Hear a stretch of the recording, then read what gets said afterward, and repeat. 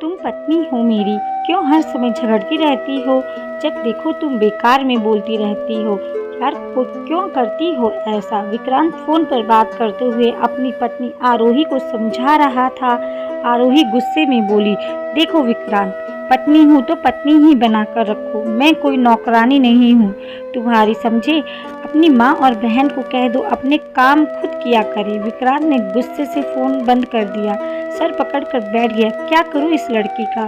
शादी हुए अभी 8 महीने हुए हैं, मेरा जीना हराम कर रखा है इस लड़की ने। आरोही अपने कमरे में थी, सास बीमार थी, आरोही को किसी की कोई परवाह नहीं थी, बैठी टीवी पर सीरियल देख रही थी। ननद ने आकर बताया, भाभी मम्मी की तबीयत ठीक नहीं है, हमारे साथ अस्पताल चलो। आरोही ने अपने सर पर हाथ रखा, बहन मेरे तो खुद सर में बहुत दर्द है, मुझसे नहीं जाया जाएगा। बूढ़ी का हर दूसरे दिन का यही तमाशा होता है, कभी बीमार हो जाना, कभी कुछ। मेरे पति की आधी से ज़्यादा सैलरी के पैसे तो उसकी दवाई पर ही खर्च हो जाते हैं। आरोही खूबसूरत थी, पढ़ी लिखी भी थी, लेकिन उसमें वह संस्कार नहीं थे जो एक पढ़ी लिखी लड़की में होते हैं।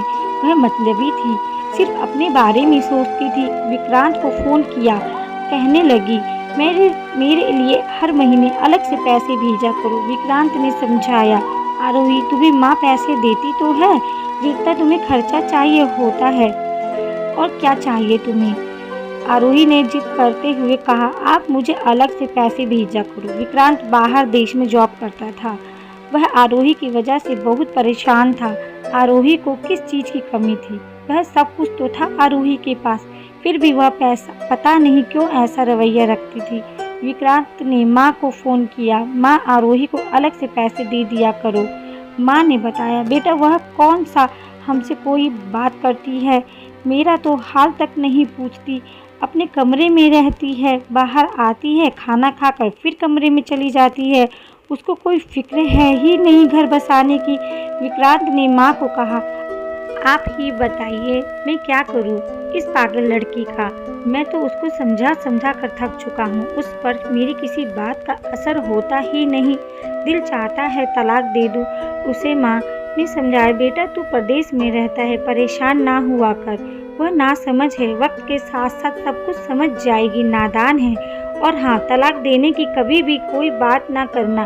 विक्रांत चाहता था आरोही घर संभाले, सबके साथ प्यार से बात करे, जिम्मेदार बने, लेकिन आरोही इस बात को कहाँ समझती। वह तो वही करती जो उसका दिल चाहता। एक दिन ननद ने बिना पूछे उसकी दहेज की वॉशिंग मशीन यूज़ कर ली। इस बात पर आरोही ने बहुत तमाशा किया, नंद को गालियाँ दी, बुरा भला कहा, मोहल्ले वालों को खूब तमाशा दिखाया। सास ने हाथ तक जोड़े आरोही के सामने, ऊपर वाले के लिए, आरोही बेटी गुस्सा ना करो, अगर उसने बिना इजाज़त के तुम्हारी मशीन यूज़ कर ही ली है तो अब आगे से नहीं करेगी। आरोही का गुस्सा वैसा का वैसा था। आरोही ने जिद लगा ली थी कि मुझे आप लोगों के साथ नहीं रहना, मुझे अलग रहना है। विक्रांत को फ़ोन करती और आए दिन किसी न किसी बात को लेकर झगड़ती रहती।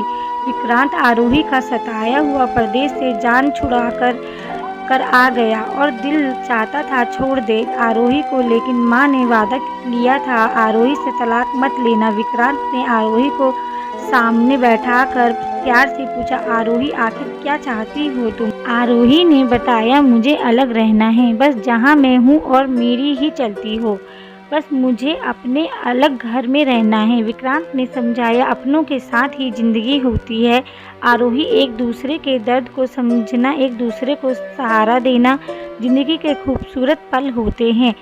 अपनों के बिना भी कोई जिंदगी होती है, लेकिन आरोही की एक ही जिद थी, बस अलग रहना है। रोज रोज की लड़ाइयों से तंग आकर विक्रांत ने किराए का घर ले लिया। विक्रांत आरोही की खुशी के लिए अपने माँ बाप बहन से दूर हो गया।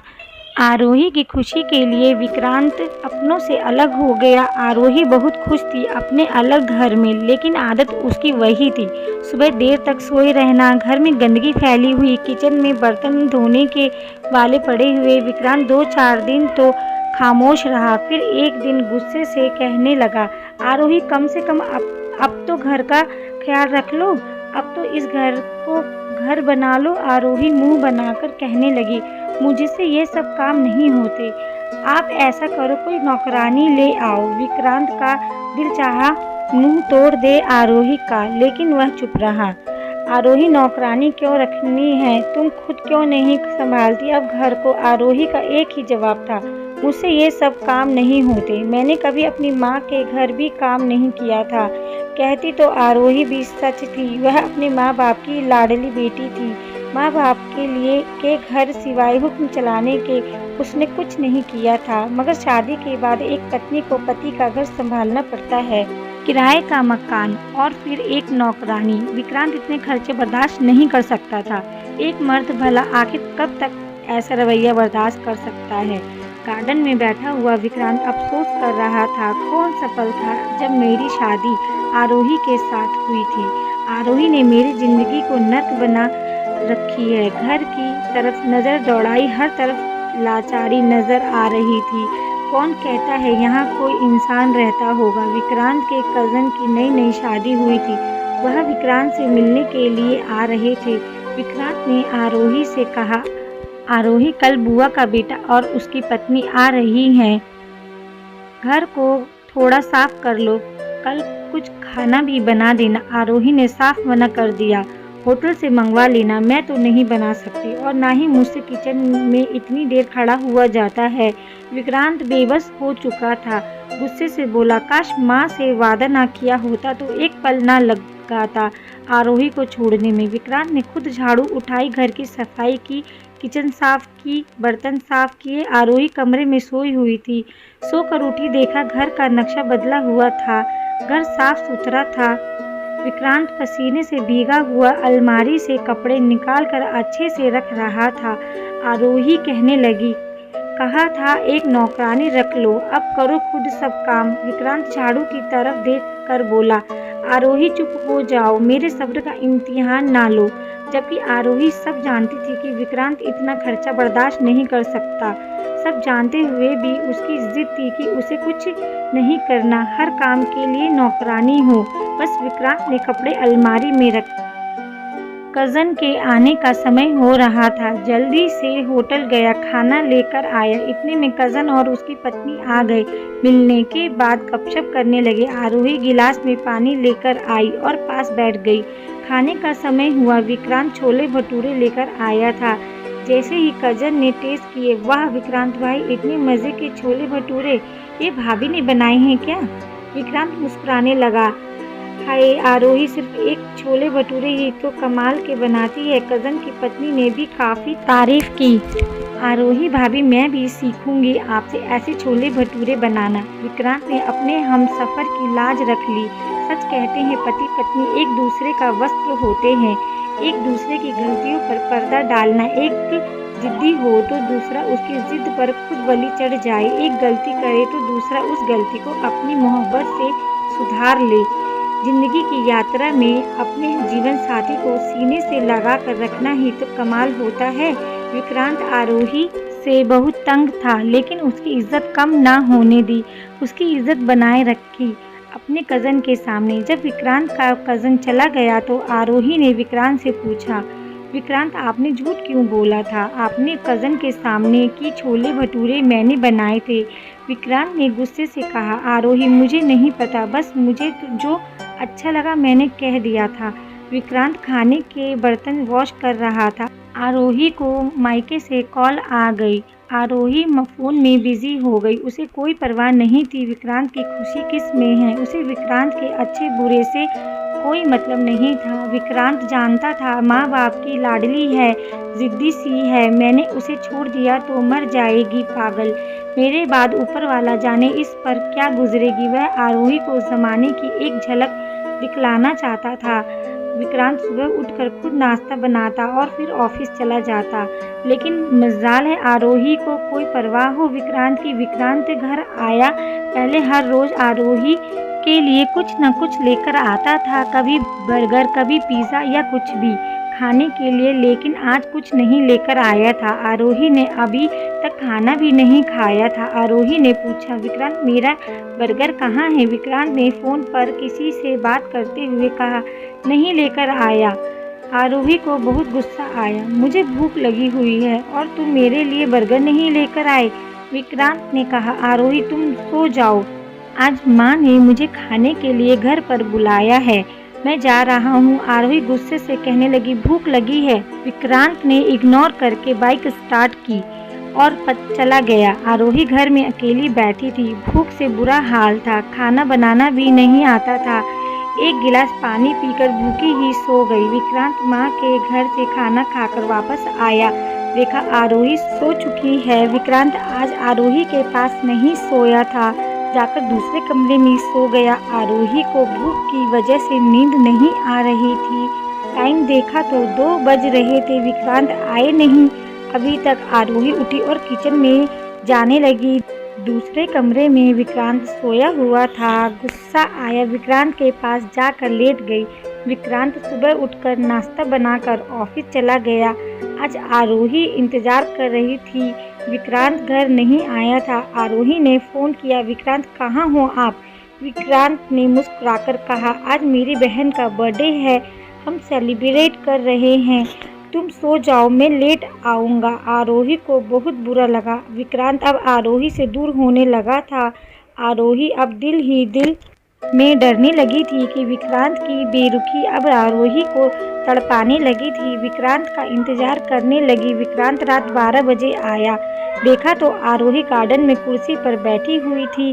विक्रांत देखकर हैरान हो गया, तुम सोई नहीं अभी तक? आरोही उदासी में बोली, विक्रांत आप मुझे साथ लेकर क्यों नहीं गए बहन के बर्थडे पर? विक्रांत मुस्कुरा कर बोला, तुमको कब से मेरी बहन अच्छी लगने लगी? अच्छा अब मुझे नींद आ रही है, मैं सोने जा रहा हूँ।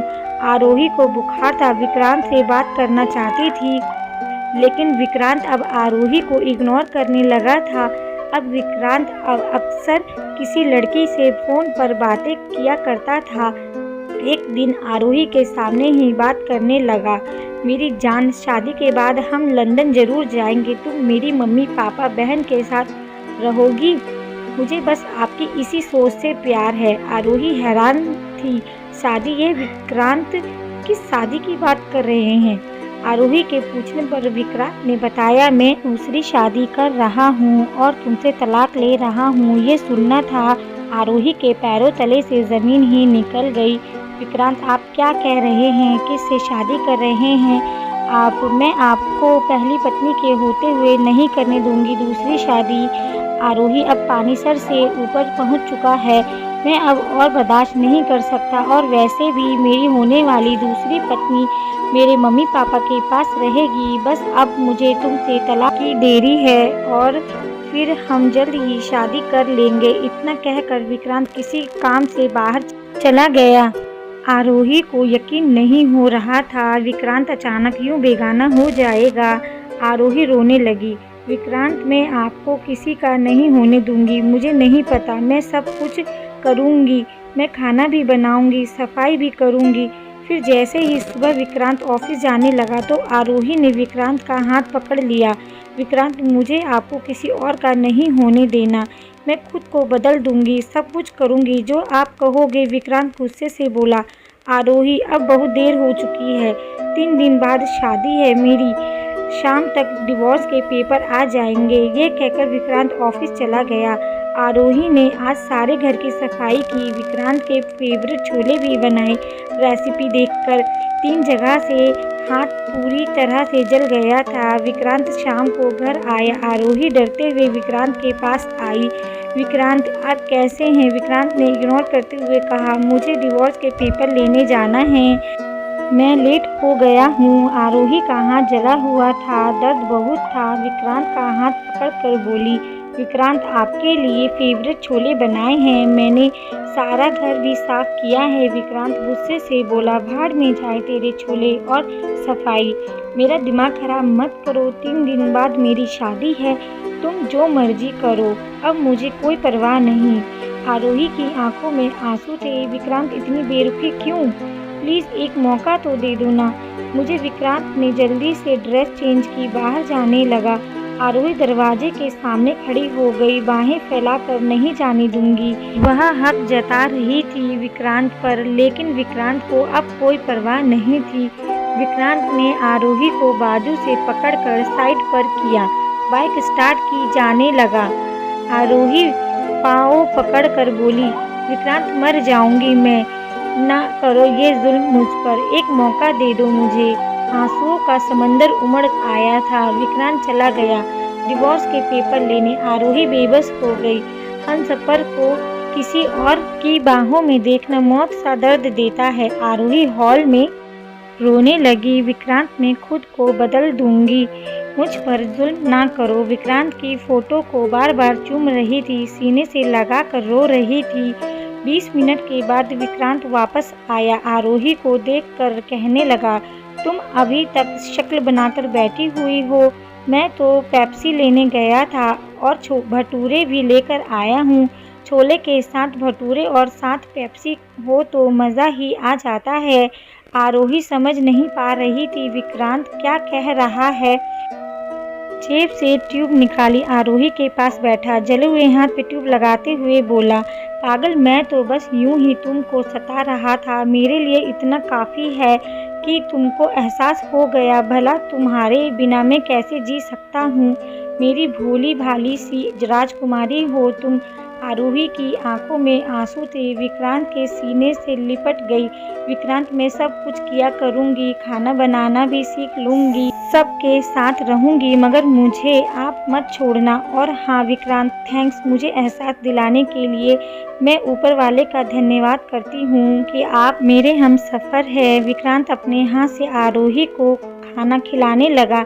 ए मेरे समाज के लोगों, सुन लो, अपने हमसफ़र को तलाक देना, गाली देना, थप्पड़ मारना, उसको पैर की जूती समझना छोड़ दो। आओ न मोहब्बत करते हैं, एक दूसरे को सब्र और बर्दाश्त से स्वीकार करके एक दूसरे के रंग में ढल जाते हैं। और यही बात मैं अपने इस समाज की औरतों को भी कहना चाहूँगा, जिद और गुस्से में अपना घर जलाना छोड़ दो।